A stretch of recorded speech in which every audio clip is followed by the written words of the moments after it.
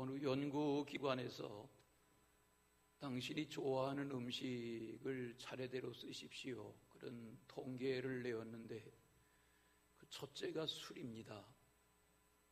둘째는 감자, 셋째는 피자, 네 번째는 빵, 다섯 번째는 탄산음료, 여섯 번째는 커피입니다. 그 여섯 가지 중에 세 가지는 먹는 것이고 세 가지는 마시는 것이죠.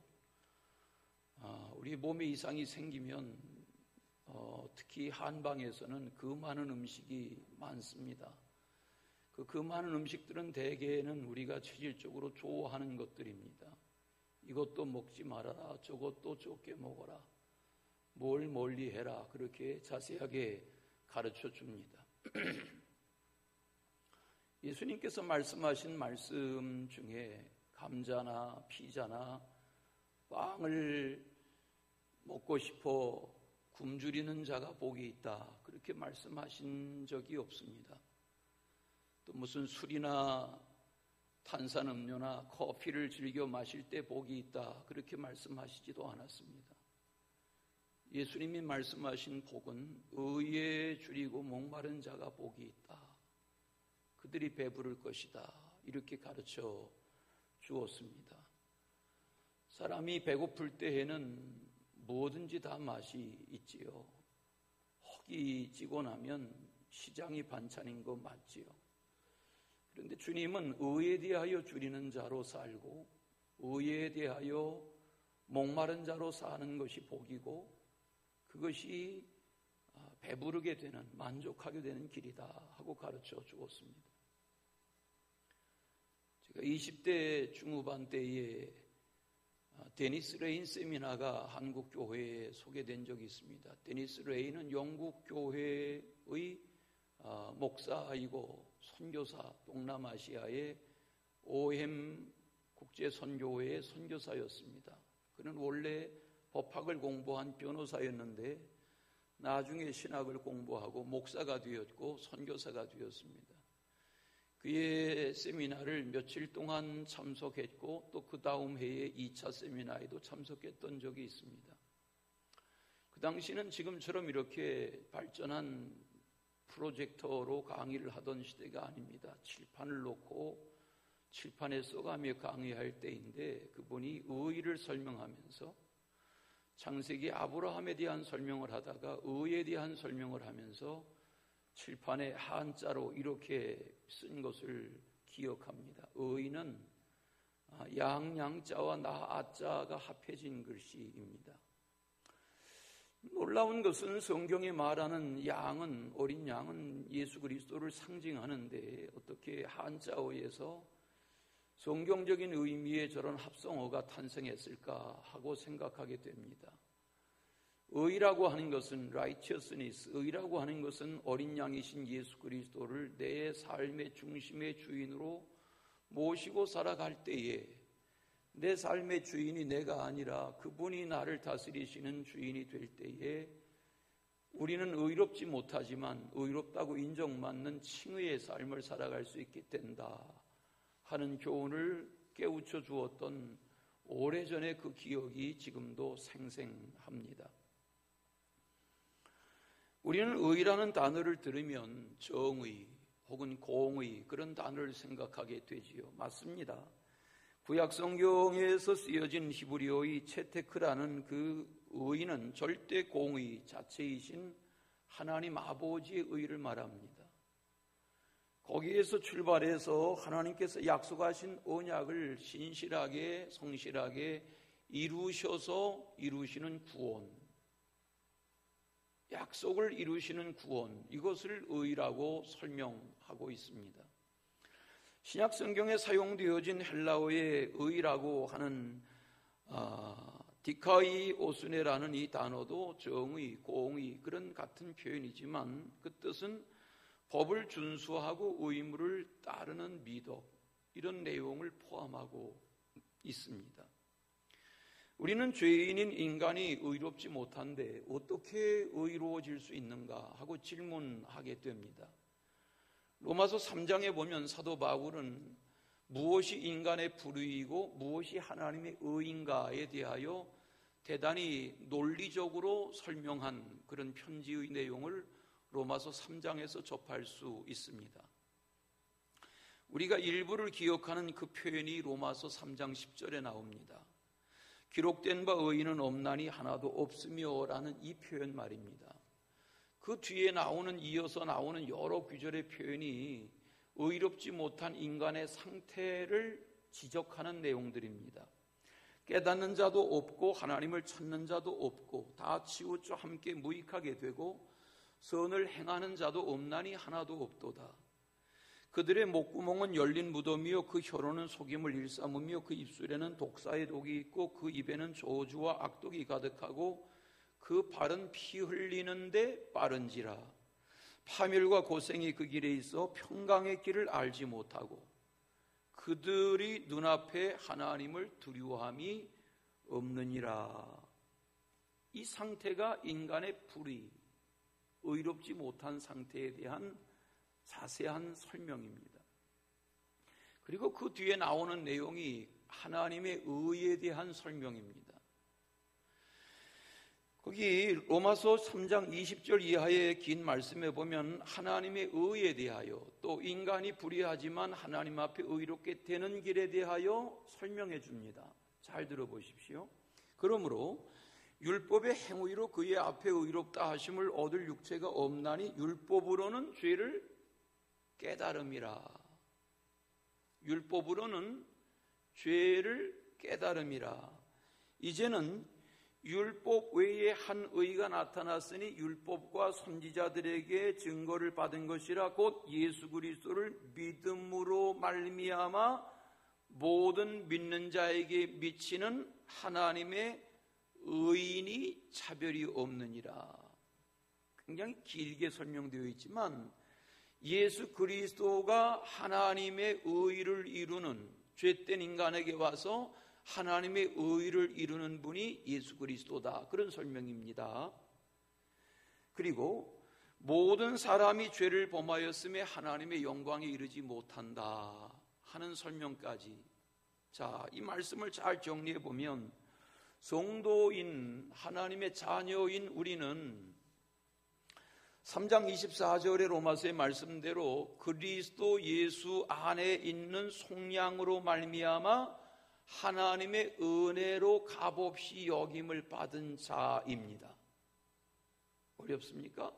여기 속량이란 표현은 속량, 늘 말하지만 속량이라는 말은 대속 같은 표현인데 속량이란 말은 노예를 값을 주고 사서 자유를 주는 그 값이 속량, 대속의 속량 값입니다. 예수님이 속량이 되셔서 대속자가 되셔서 그의 생명을 내어주심으로 우리를 죄에서 구원해 주신 속량이시다. 그런 말입니다. 하나님은 의로우십니다. 죄 가운데에서 태어난 인생은 의롭지 않습니다. 아담과 하와는 죄를 지었기 때문에 죄인이고 그 후에 아담과 하와의 후손인 우리는 죄인으로 태어났기 때문에 죄인인 것입니다. 속량이라는 것은 죄 사함을 말합니다. 그 속량, 죄 사함이라는 것은 하나님의 은혜로 받게 되는 선물입니다. 하나님의 은혜로 값없이 의롭다함을 입은 자가 성도, 하나님의 자녀입니다. 하나님의 의에 대하여 줄이고 목마른 상태의 삶을 살아간다는 말은 하나님의 자녀가 되었다는 증거 중에 하나입니다. 하나님의 자녀가 되고 성도가 될 때에 의에 대하여 목말라 하고 굶주려 하는 것입니다. 주를 믿지 않는 세상 사람들은 의에 대하여 주려하고 목말라 하지 않습니다. 세상 사람들은 이 세상의 불의와 편법 속에서 어떻게 해서든지 재물, 권력, 권세, 명예, 인기, 힘 이렇게 더라고 여기며 돈을 사랑하고 재물을 사랑하며 세상의 권력에 취해서 삽니다. 그들은 의에 목말라 하지 않습니다. 세상 사람들이 목말라 하고 주려 하는 것은 대상이 다릅니다. 예수 믿는다고 하면서도 여전히 세상 사람들이 즐겨하고 목말라하고 갈급해하는 그것에 우리가 넘석거리며 기웃거리며 살아간다는 말은 아직 하나님의 자녀가 덜 됐단 말입니다. 하나님의 자녀는 그렇게 살아서는 안 된단 말입니다. 예수님이 마태복음 산상수훈 5장, 6장, 7장 말씀을 교훈하시다가 6장 끝에 가서 33절인데 6장 끝에 가서 33절 분량에서 5장, 6장의 전체적인 팔복을 비롯한 이러저러한 다양한 교훈의 주제의 말씀을 교훈하시다가 집대성 하시는 말씀으로 주신 교훈이 그런즉 너희는 그의 나라와 그의 의를 구하라 그리하면 이의 모든 것을 더하시리라는 말씀을 하신 겁니다. 거기 보면 먼저 그의 나라를 구해라, 먼저 그의 의를 구해라 라고 오늘 의에 대하여 줄이고 목마른 자의 삶이 복되다고 하신 주님이 다시 한번 또 짚으십니다. 하나님의 나라와 의를 먼저 구하는 것이어야 그 외의 필요를 더 하나님이 채우신다. 이렇게 가르쳐 주십니다. 그러니까 우선순위를 달리하면 안 된단 말이죠. 세상 사람들은 우선순위가 다릅니다. 성도라고 하면 세상 사람들의 우선순위와 다른 삶을 살아야 합니다. 그것이 의에 대하여 굶주리고 의에 대하여 목말라 하는 자의 상태를 말하는 겁니다. 그러면 그의 나라와 그의 의를 구하라고 하는 주님의 이 말씀이 뭘까? 세상 사람들은 나름대로 자기 윤리와 도덕이 있습니다. 그리고 자기 의의를 내세우고 드러내며 삽니다. 그러나 하나님이 보시기에는 아닙니다. 하나님이 보시기엔 의인이 없습니다. 모든 사람이 죄인입니다. 모든 사람이 하나님의 영광에서 멉니다. 그런데 주님이 말씀하십니다. 그러므로 너희는 하나님의 나라와 하나님의 의를 구해야 된다. 하나님의 나라에 대한 신앙은 우리에게 있습니다.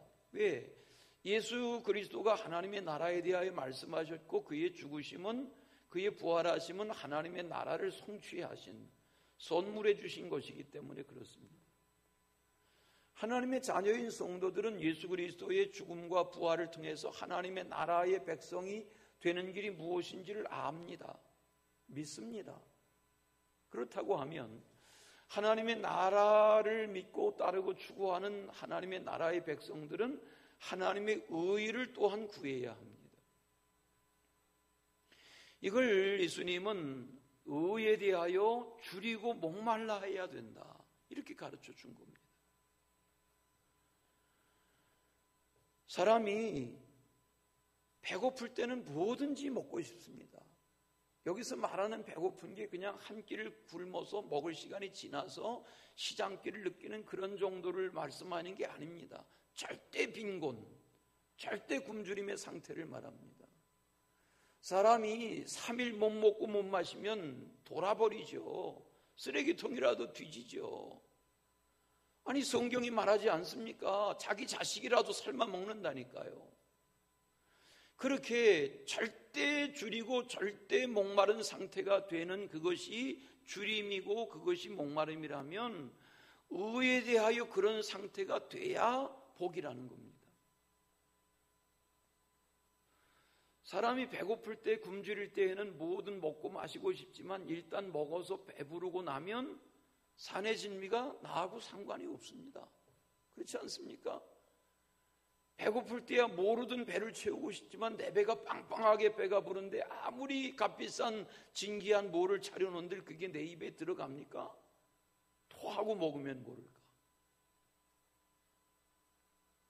그러므로 세상 것으로 배부르는 것이 아니라 의에 대하여 굶주리고 의에 대하여 목마른 상태로 살아갈 때 하나님은 만족이라는 영의 만족이라는 복을 누리게 하신다는 겁니다.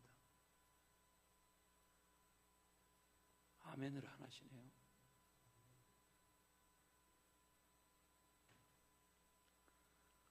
프랑스의 대문호였던 빅토르 위고가 레미제라블이라는 책을 썼습니다. 소설이라기보다는 역사를 고발한 것입니다. 거기 주인공이 짬발장입니다. 이 짬발장은 자기 여동생 하나 그리고 7명의 조카들을 거느리고 먹여 살리려고 가난한 프랑스 대혁명 1789년 대혁명 직후에 직전의 어려운 시대에 먹여 살려보려고 씨름하고 하다가 너무 굶주리니까 동생들 조카들 너무 굶주리니까 빵을 훔치다가 붙잡혔습니다. 5년형을 받았습니다. 감옥에 갇혀 지내는데 세상에 있는 동생들이 마음에 밟혀서 견딜 수가 없습니다. 그러니까 탈옥을 기도하다가 붙잡혀서 형기가 19년으로 늘어났습니다. 13년 세월 만에 세상으로 나오게 됐습니다. 그때도 세상은 여전했습니다. 그런 세상을 살아가는 한 주인공의 이야기입니다. 처절했던 18세기 프랑스의 가난과 무질서의 시대 상황을 고발하는 겁니다. 레미제라블이라는 말은 불쌍한 사람들이라는 말입니다. 소설을 읽기 힘드시면 영화로라도 보십시오. 시대 상황, 사람이 처절한 굶주림과 가난을 겪으면 어디까지 가난해질 수 있고 어디까지 처절해질 수 있나를 보게 하는 겁니다. 복음 안에 살아간다, 예수를 믿는다, 하나님의 자녀가 된다는 말은 하나님의 의에 대하여 줄이고 목마른 자의 삶으로 살아갈 수 있어야 하는 겁니다. 그렇지 않은 상태에서 나는 세상 것으로 배부리려 하는데 말로는 하나님 한다. 그것은 하나님을 속이는 겁니다. 그것은 자기 기만입니다.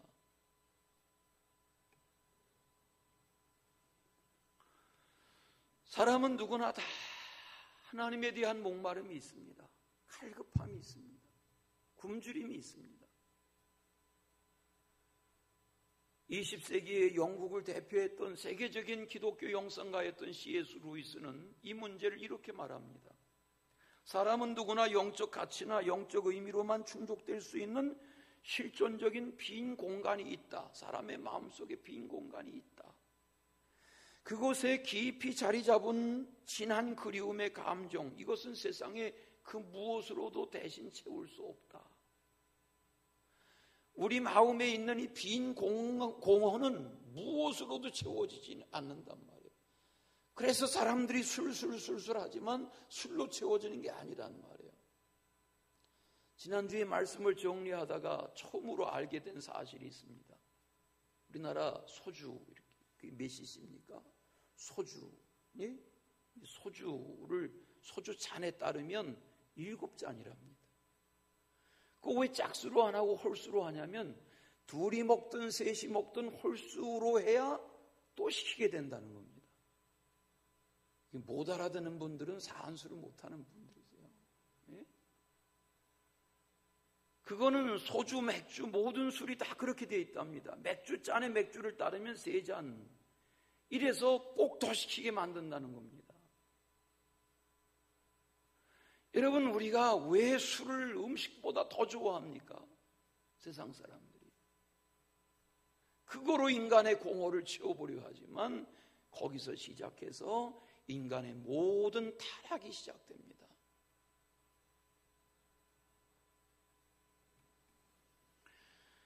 하나님을 향한 인간의 근원적인 목마름은 하나님을 만날 때, 하나님을 영접할 때, 하나님을 주인으로 모셔드릴 때라야만 해결되는 것입니다. 그 C.S. 루이스가 말하는 영적인 갈망이라는 것은 예수님이 말씀하신 의에 줄이고 목마른 자의 삶이어야 한다는 겁니다. 의라는 단어가 구약에 500번, 신약에 200번 이상 나옵니다. 왜 그렇게 많이 나올까? 성경은 하나님의 의를 말하는 책이기 때문에 그렇습니다.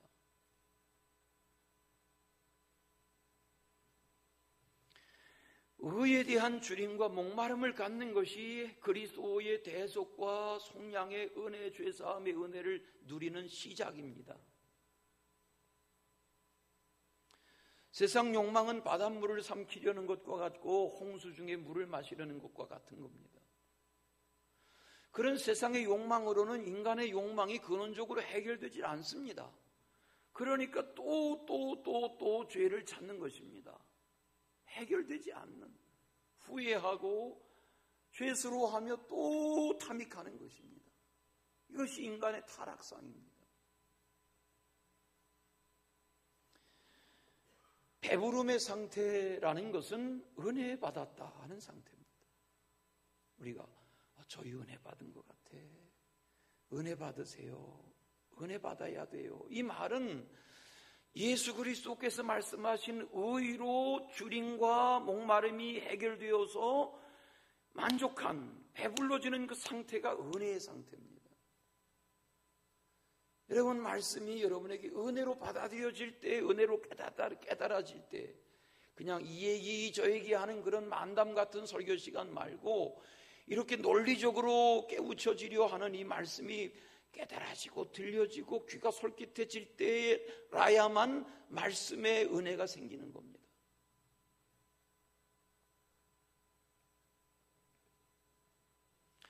새롭게 하소서나 내가 매일 기쁘게 이런 기독교 TV 방송에 소개되는 이들의 간증을 들어보면 다 이런 주인공의 이야기들입니다. 저는 저희 교회 성도들이 저를 비롯해서 어른아이 누구나 다 새롭게 하소서 내가 매일 기쁘게 초대받으면 이 생생한 자기 간증을 할 수 있는 주인공들이 되시길 바랍니다. 저는 못 나가요. 저는 할 말 없어요. 그렇게 하지 마시고 네, 저는 세상에 할 말이 있습니다. 이렇게 자기 간증이 있어야 됩니다. 그렇지 않다면 아직 의에 대하여 줄이는 것이 아닙니다. 아직 나는 다른 것으로 줄이고 다른 것으로 목마르고 다른 것으로 배를 채우려고 하고 있는데 주님이 의에 대하여 줄여야 목말라야 복이 있다는 말씀은 나와 상관이 없을 수 있습니다.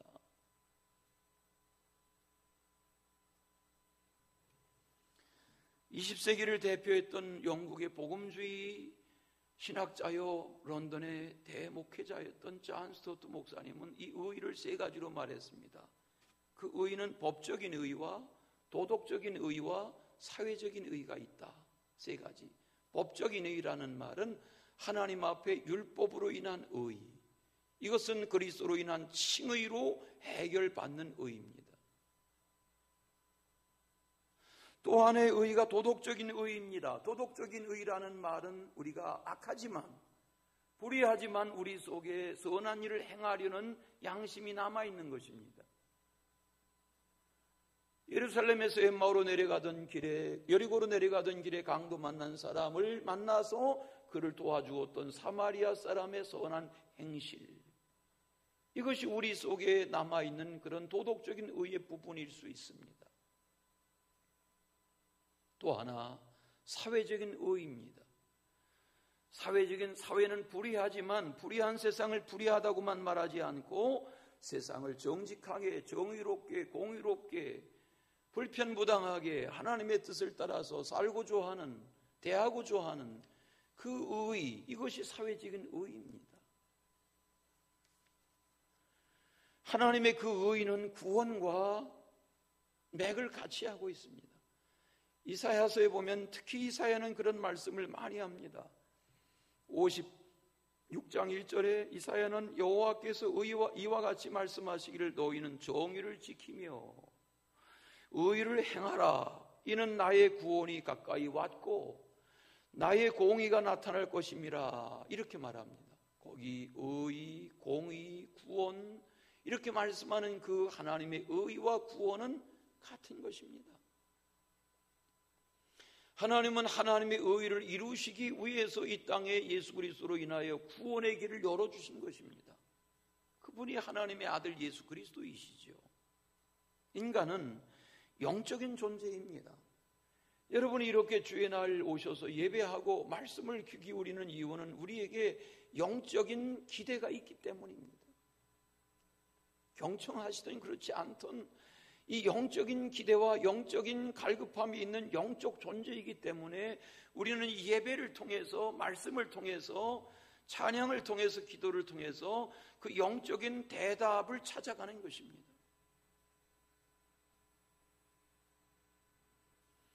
이 영적 갈망이라고 하는 것은 하나님이 우리에게 주신 본성입니다.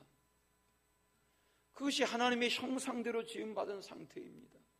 그런데 타락함으로 동산 나무 숲사이에 가서 숨는 것은 하나님이 내신 주신 그 본래의 하나님의 사람으로서의 영성을 잃어버렸기 때문에 그런 겁니다.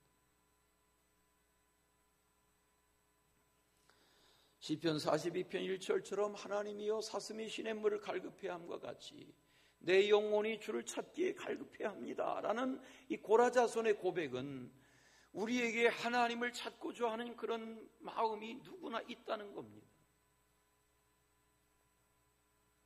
의에 줄이고 목마른 자에게 배부르게 하시는 복은 더 자세하게 생각하면 첫째는 나를 향하신 부르심과 사명을 발견해야 됩니다. 이사야서를 읽다 보면 이사야서 6장 8절에 이사야가 하나님 앞에 대답합니다. 주여 내가 여기 있나이다 나를 보내소서. 청년 이사야의 그 고백 속에 하나님께서 이사야를 통해서 놀라운 일을 하십니다. 그것이 66장의 방대한 분량의 선지자 이사야를 통한 하나님의 예언의 말씀입니다. 우리 각 사람은 세상을 살아가면서 그 하나님의 부르심과 사명을 깨닫는 것, 이것으로부터 우리는 하나님의 의를 향한 주림과 목마름이 시작되는 것입니다.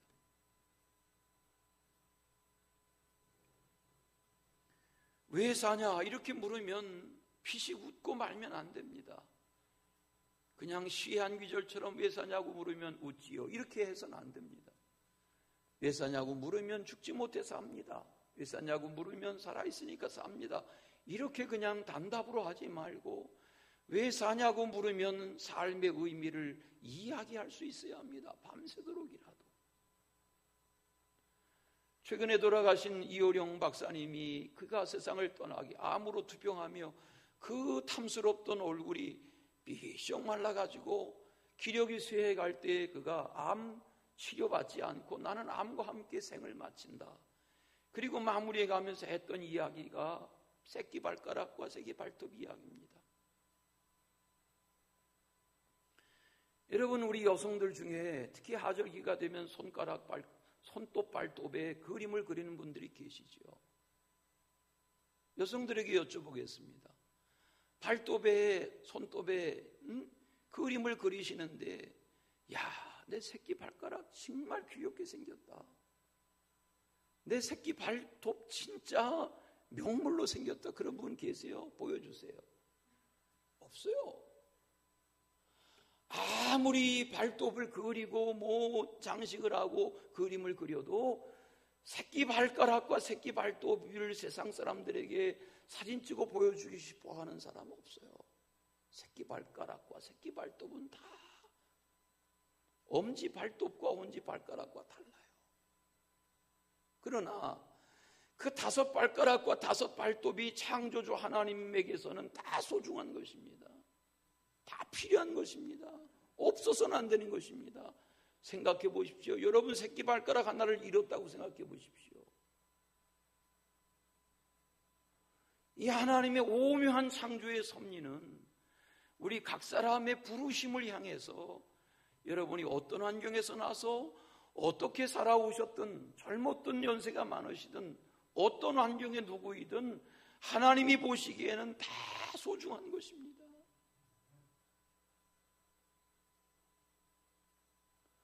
자기를 절대 비하하면 안 됩니다. 새끼 발가락과 새끼 발톱이 있으므로 다른 발가락과 발톱들이 의미가 있는 것입니다. 그것이 합력해서 나의 삶을 건강하게 나의 몸무게를 지탱하며 세상을 타박타박 평생을 살아가게 하는 것입니다.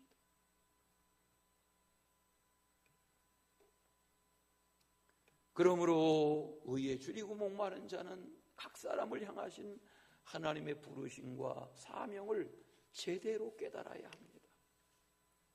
또 하나, 겪는 고난 앞에서 하나님의 돌보심에 줄이고 목말라야 합니다. 우리는 기도하신 것처럼 전쟁이 일어납니다. 우리가 아는 대로 강원도의 엄청난 면적이 다 불에 탔습니다. 이재민들이 생겼습니다. 시골에 평생 살던 30년 50년 살던 집이 다 잿더미가 됐습니다. 사진 한 장 못 가지고 나왔습니다. 전쟁이 있습니다. 전염병이 있습니다. 재난이 있습니다. 사고가 있습니다. 사건이 터집니다. 슬픈 일을 겪습니다. 어려움을 겪습니다. 그러나 우리는 살아가며 겪는 그 많은 우여곡절들 속에서 주님의 의에 목말라 할 줄 알아야 합니다. 너희가 환난을 당하나 담대하라, 내가 세상을 이기었다 하고 말씀하시는 주님의 말씀. 로마서 5장 3, 4절에 우리가 환난 중에 즐거워하나니 환난은 인내를, 인내는 연단은, 연단은 소망을 이룬다고 하는 말씀의 교훈처럼 우리는 환난과 시련과 고난 속에서 정금처럼 다듬어지고 그 고난을 소화해내는 하나님의 의에 갈급한 백성들로 자리매김해야 하는 것입니다.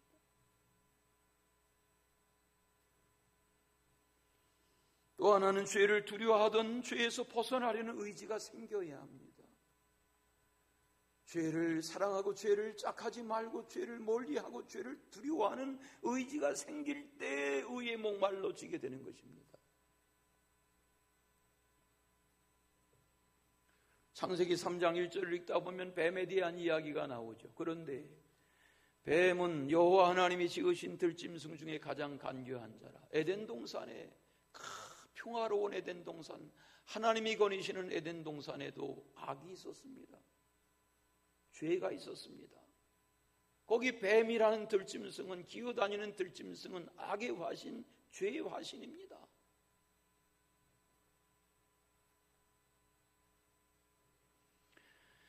우리가 의식하지 못하고 지내는 때에 바이러스라고, 이름도 사용하지 않던 바이러스, 생활 일상 중에 쓰지도 않던 바이러스라는 이 전문 용어가 우리에게 들어왔습니다. 우리는 눈에 보이지 않는 바이러스로 인하여 지금 이렇게 허덕이고 있습니다. 죄라는 것이 그런 것입니다. 죄가 스멀 기어들어오면 우리의 삶을 죄로 인해서 망하게 하고 죽음으로 이끌게 하는 것입니다. 그러므로 인간의 영혼육이 하나님 앞에서 복되게 살아가려면 하나님의 의에 소망을 가지고 주려하고 목말라 할 줄 알아야 하는 것입니다. 그렇게 되면 안 보이던 성경 말씀이 보이기 시작하고, 안 드리던 기도가 드려지게 되고, 안 하던 복음을 전파하게 되고, 안 하던 봉사와 섬김을, 나눔을 실천하게 되는 것입니다. 의에 대한 줄임과 목마름이 시작되면 삶의 가치가, 우선순위가 달라지는 것입니다.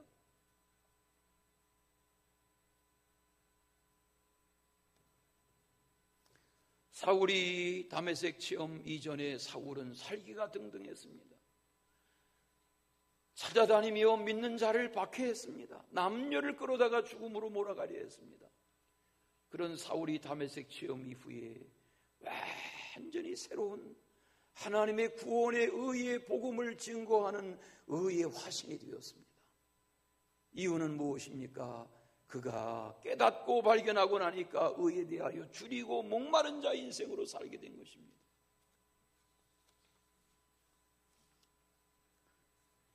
우리는 이러저러한 찬송가를 부를 때가 많습니다.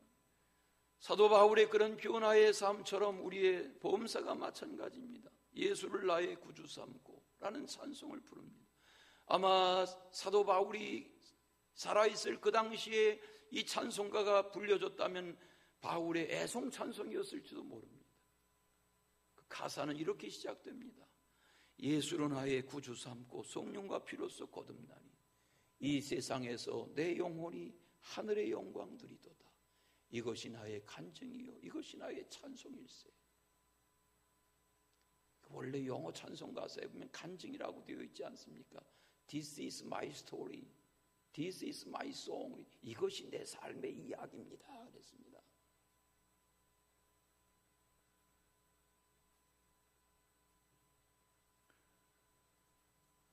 이 찬송이 크로스비 여사가 지은 것입니다. 1873년에 태어나자마자 6개월 만에 앞을 못 보게 된, 그러면서 95년을 살았던 이 크로스비의 찬송시가 9천여 편인데 그 중에 우리 찬송가에 있는 찬송시만도 22편이나 됩니다. 우리가 말씀드리면 아는 찬송가가 다 이분 찬송가입니다.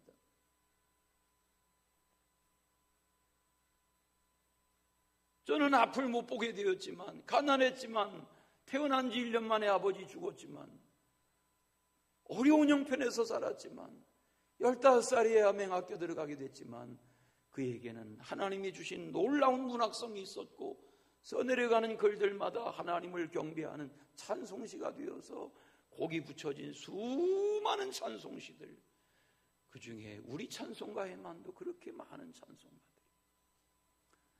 찬송가를 볼 줄 아시는 분들은 찬송가의 뒤에 보시면 작사, 작곡가 인덱스가 있습니다. 거기 인덱스에 보면은 작사자 크로스비의 22편의 찬송가가 리스트가 되어 있습니다. 지금 찾아보지 마시고요. 나중에 찾아보세요.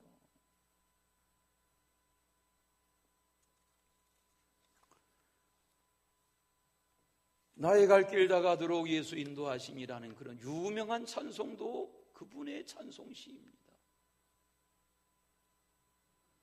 의에 줄이고 목마르다고 하는 것은 그분 안에서 그렇게 살아가는 것입니다.